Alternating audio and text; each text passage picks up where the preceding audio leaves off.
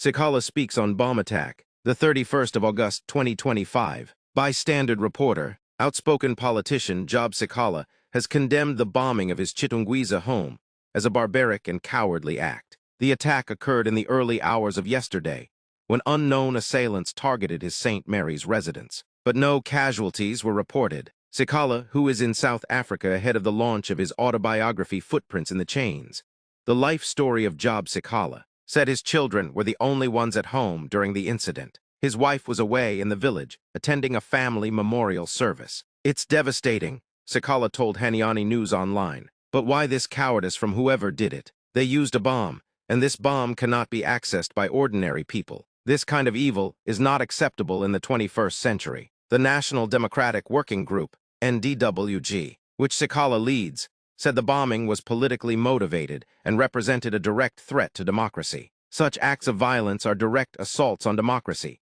and highlight the grave risks faced by those who engage in political discourse as opposition leaders. The NDWG stated it called for a thorough investigation to ensure the perpetrators are brought to justice, stressing that accountability is essential to restore public trust. The group also appealed to the international community to take note of Zimbabwe's political climate. Respect for democratic spaces and human rights is non-negotiable, the NDWG said. Police have not yet issued a statement on the attack. Sikhala, a former MDC and Citizens Coalition for Change legislator, has long been a thorn in the side of authorities, dating back to his days as a student leader at the University of Zimbabwe. He was released last year after spending nearly 600 days in prison following his arrest in June 2022. He, Godfrey Sithole, and 14 other activists were charged in connection with violence at the funeral of murdered activist Morblessing Ali. Ali was abducted, killed, and her mutilated body dumped in a disused well. Sikhala was accused of inciting revenge attacks